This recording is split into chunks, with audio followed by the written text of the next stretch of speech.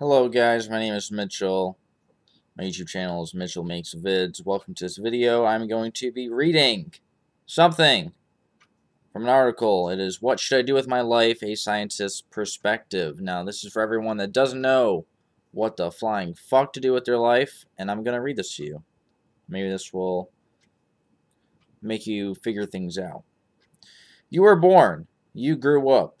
Learned how to survive in a complicated and altogether bewildering world. Learned a few things in school, maybe some more in college, and one day you face the challenge of your existence. What should I do with my life? First, let me assure you, you should be asking this question. Anybody who has ever achieved anything has asked themselves that exact question. This last statement, by the way, is not supported by any data that I know, but it could be basically true anyways. Anyway, before I will tell you what to do with your life, even though I don't know you, let me first tell you about your purpose. You have no purpose. Okay, I should have defined your purpose more accurately. If we understand your purpose as your role in a grand design of things, you should know that there is no grand design of things. For this, there is no data, but this is not the blog post to get into this issue. Just trust me here, no grand design. Consider the purpose of a blade of grass. You've seen one of those. What do you think the purpose of the blade of grass is? Granted, it can't think like you and I can, but it is alive. And you share about a quarter of your genes with grass. Is its purpose to be eaten by a cow? To be shorn by a lawnmower? To give a nice green field to the front lawn? Any cooperative quest, together with its closer related brethren? You do, of course, realize that this thinking is absurd. The blade of grass just is. It grew from other blades of grass, just like you grew from your parents. You had no choice in the matter, nor did your parents know what they were producing, beyond the obvious, one human child. Speaking from the vantage points of molecules, you're the result of some other molecules, but compared to the blade of grass, there is something special about you. You can learn. You can move also, something that the blade of grass will eternally be jealous about.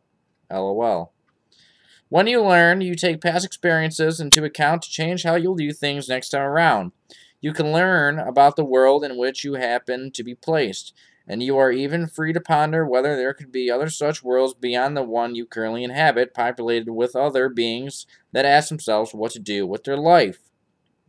Okay, I'm reading this. You are here. That's where you are, people. You're in a fucking galaxy. Who gives a fuck, right? Okay, let's move on. This ability you have to understand your place, your position, if you will, within the entire grandiose, I'm not sure how to pronounce that word, universe, is something grandiose in itself. Whatever, I don't know how to say that word. You can actually think about what it means to be alive and like the blade of grass, which just is, and still has so many of your genes. Only you can actually ask yourself the question, what should I do with my life? We already established that you have no purpose. What you should do with your life is to give yourself a purpose. You see, as you are freed from some sort of grander design, it turns out that what you become is entirely up to you. You are the one who gets to choose your purpose. And when you begin to think about what purpose to give to yourself, look no further than your own dreams. Dreams are curious things. We control them and don't control them at the same time. There is something in them decidedly from us, and stuff that isn't exactly how we thought we were. But we all dream, whether at night or during the day. But in our dreams, we often are what we long to be. This is the key. Your purpose is to be what you long to be. It is really quite simple. Granted, some people long to be the king or queen, when in fact they are not anywhere near the line of succession of any royal family.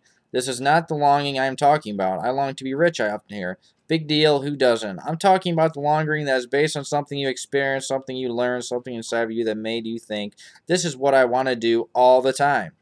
When you identify this, you know what to do with your life, to become the person who does precisely that. Imagine your best self, the one that has achieved all their dreams, and strive to be that person. That is the purpose of your life. In fact, anybody's life. How do I do that? And the next obvious question, and this one does not have a simple answer. General speaking, your life's path is determined to a large extent by many small decisions that you make.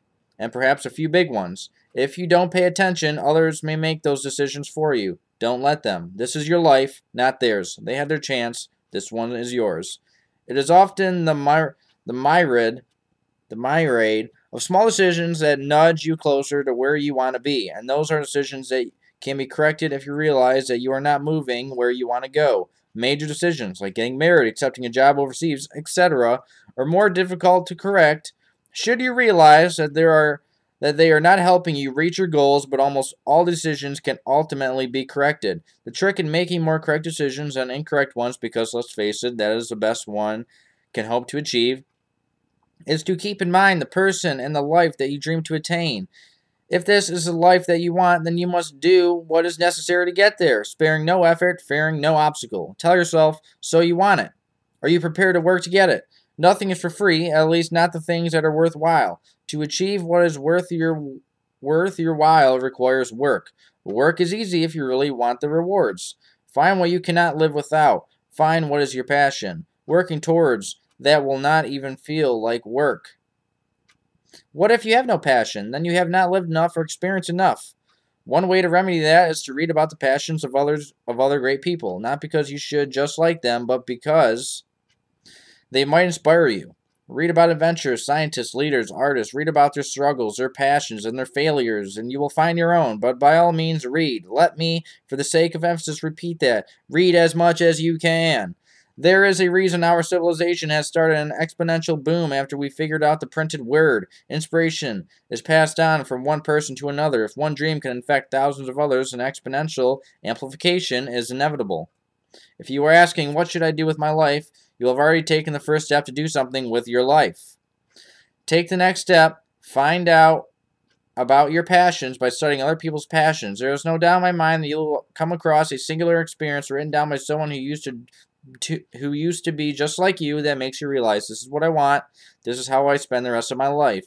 You see, you only have one life, and you're pretty lucky to have gotten one anyway. Use it wisely, because there are no do-overs. According to my view of the universe, when you're done, you're done. So make it a life you and your offspring, possibly, can be proud of. Strive to live the life that you were meant to live if there indeed had been a grand design. I think you've got it now. You are the grand designer. Thank you. Goodbye.